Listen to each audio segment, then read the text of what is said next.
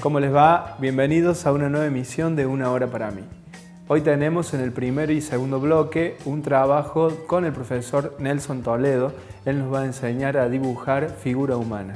La primera parte es toda la teoría sobre las proporciones, cómo realizar ese dibujo. Y en la segunda parte nos va a enseñar a aplicar la técnica de tiza pastel para pintar el dibujo realizado.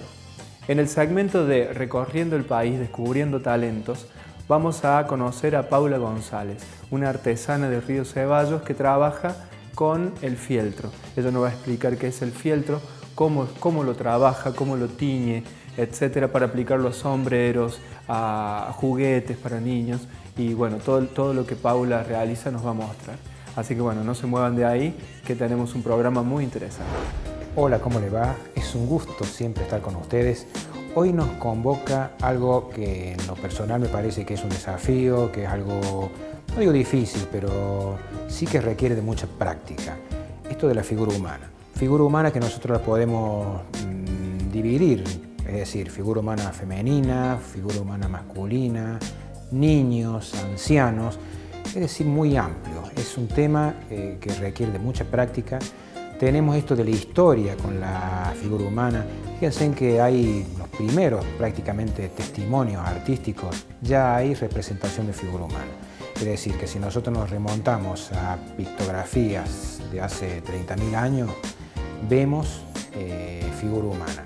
Si nosotros accedemos a lo que pueden ser pinturas rupestres o pinturas sobre aleros aquí en nuestro país, tenemos también representación de figura humana. Es decir, que la figura humana está prácticamente como en el nacimiento del arte. Es decir, de que estamos hablando de prácticamente 30.000 años de arte con figura humana. Siempre está en los movimientos artísticos más importantes presente la figura humana. Fijémonos lo que son el mundo antiguo, es decir, en el caso de Egipto ya está la figura humana, Babilonia, mismo culturas griegas y romanas. Y después ya lo que es bizantino, todo lo que es el gótico, la figura humana presente, tanto para representar a personajes, digamos, que nosotros no conocemos, como acompañando a emperadores, a reyes o a personajes ligados a la religión. Es decir, que la figura humana tiene una historia muy vasta, una historia muy importante, y que eso hace que acentúen el compromiso nuestro hacia esta temática. En la parte antigua de esto del estudio de la figura humana, llegó a profundizarse tanto que se estudiaba hasta, fíjense en ustedes, ¿no?, lo que puede ser la parte ósea, la parte muscular y después la parte externa. Últimamente eso es como que ha cambiado. Nosotros vamos a estudiar la figura humana por lo que vemos, y si es necesario, en el caso de que haya alguna rotación que se justifique, estudiar músculos, pero solamente en forma puntual. Figura humana que es, como les decía, abarca mucho. Es distinto representar a una figura humana masculina que a una femenina. Las proporciones de los niños varían y varían a poco tiempo, es decir, la proporción de un niño de 3 años no es la misma que de un adolescente de 12 años, y si nosotros lo comparamos también con la figura humana de ancianos, también tiene su problemática. Es decir, esto es muy amplio. Otro tema también que nos involucra, que es puntual de la figura humana, son los retratos. Es decir, la persona que se parece a alguien, más allá de las proporciones que debemos respetar, hay esos rasgos distintivos que lo hacen que se parezca a alguien. Es decir, no minimicemos para nada esto de la figura humana.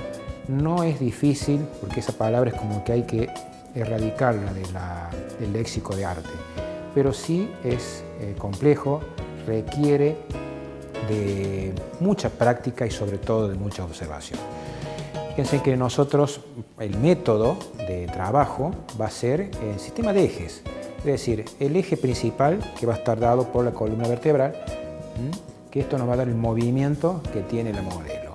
Digamos, la figura humana, tratar de representarla de manera que sea dinámica, de manera que sea suelta, es decir, no duro, no que sea rígido, porque eso transmite como cierta inseguridad.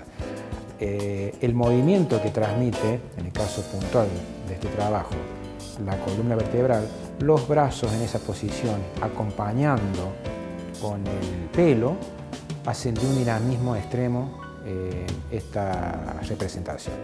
Bien, en esta primera etapa nosotros vamos a comenzar a trabajar con la técnica tiza pastel, que es una técnica que nos permite trabajar en seco y vamos a trabajar con los dedos, es decir, es como volver a la génesis del arte. Prácticamente no vamos a usar herramientas y el primer planteo va a ser comenzar a trabajar con la tiza pastel negro. Es decir, primera etapa, yo voy a empezar a definir lo más importante, que sería la zona protagónica, la cual yo me tengo que concentrar. Tengo que lograr lo que yo me propongo, que va a ser la cara. Si yo logro el protagonismo, si yo logro la parte más importante, que es la cara, me convence, el resto es como que acompaña. La cara, sabemos que está compuesto por las fosas nasales, ojos y boca. Tal vez en menor medida las orejas. Aquí tengo como un escorzo, es decir, tengo como una rotación importante de la cabeza, que eso me lleva a extremar la concentración para que salga como yo me propongo. Tranquilos con esto, o sea, si es necesario lo volvemos a representar, es decir, el riesgo que hay es volver a borrar y hacerlo de nuevo, pero si mi cara no es como yo me propongo, por más que yo logre a lo mejor unos buenos brazos, un buen torso, voy a estar en problemas. Es decir, concentrarme en la parte protagónica de mi representación de figura humana. Es decir, movimientos suaves, lineales. Recuerden que la tiza pastel es seco, es inestable, es decir, que yo con el dedo lo puedo tomar y es una técnica que me permite trabajar con los dedos de manera gradual.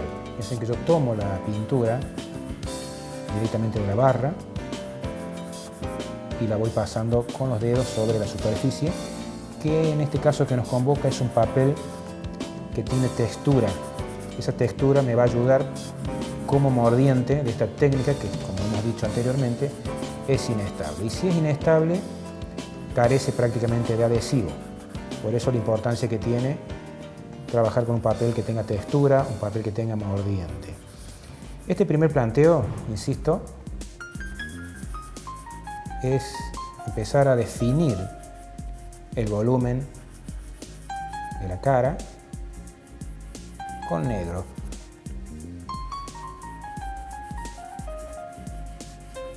Luego lo vamos a ir cromatizando, pero esta aproximación al volumen es de mucha importancia y es clave que yo lo haga con tranquilidad, que yo lo haga de manera tranquila, es decir, que no apresurarme para lograr lo que yo me propongo. ¿Sí? Insinúo volumen, insinúo sombras. Fíjense que yo ya es como que me puedo quedar tranquilo porque la aproximación a lo que yo me propuse en un primer momento está lograda. Es decir, que ahora yo puedo trabajar en lo que en lo personal me parece que sería lo de segunda importancia en cuanto a complejidad, que serían las manos. Es decir, manos también, yo las voy a trabajar de manera suave, no presionar demasiado la pintura, la barra de pintura, por si hay que ajustar algo, con una goma lo puedo quitar sin problema. ¿Sí? O sea, empezar a definir la mano. Si yo voy a trabajar con fotografía y voy a trabajar con la figura humana con modelo vivo, todavía mejor, ¿no? En ambos casos, si es por fotografía o con modelo vivo, hacer muchos trabajos, muchos bocetos previos y decidir cuál va a ser el que más me convence, el trabajo que en definitiva va a ser el cual yo me voy a quedar, ¿no? Entonces esta mano que ya estaría como resuelta, ¿sí? Entonces, lo que es la parte del contorno, trabajar de manera suave. Insisto en esto, al ser una técnica inestable me permite quitarla para volver a pintar sin que me queden prácticamente huellas. Importante entonces el planteo del dibujo, que quede como yo lo tengo, digamos, en mente.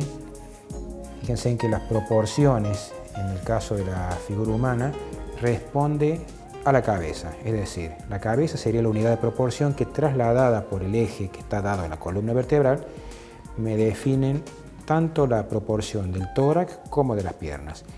La cabeza yo le voy a tomar como unidad de proporción tanto de alto como de ancho. Si es de alto, sobre ese eje que es la columna vertebral, serían 4 cabezas hasta la entrepierna. Las 4 cabezas restantes, que en suma serían las 8 cabezas de canon griego de proporción, me dan, digamos, la proporción en su totalidad de la figura humana. Sobre esto hay mucha bibliografía escrita, ¿no? Es importante también documentarse y, sobre todo, tener una buena capacidad de observación. Si yo voy a trabajar con modelo vivo, es importante observar, es importante detenerme en cada detalle para lograr sobre todo el espíritu de la figura humana. Fíjense que esto de la figura humana, aún si la persona que lo observa no conoce de arte, se da cuenta cuando hay una falla, porque nos sentimos plenamente identificados. Es decir, nos vemos en el espejo diariamente, observamos a personas cuando salimos a la calle. Esto de las proporciones está incorporado en nosotros, por eso debemos ser exigentes. Muy bien, en nuestro próximo bloque vamos a empezar a trabajar con el color.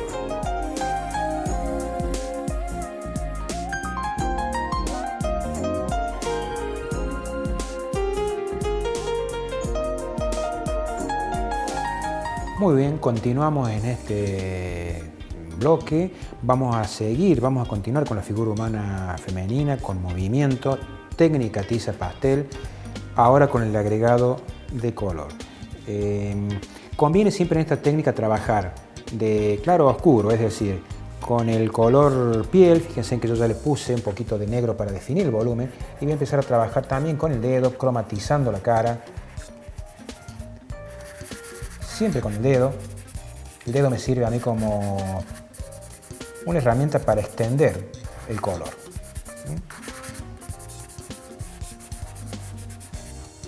También es importante pensar de que estoy trabajando con un papel que tiene textura, es decir, esa textura actúa como mordiente en una técnica que es magra. Al ser una técnica magra, es como que carece de adhesivo, por eso lo tengo que ayudar con un papel que tenga mordiente, que tenga textura.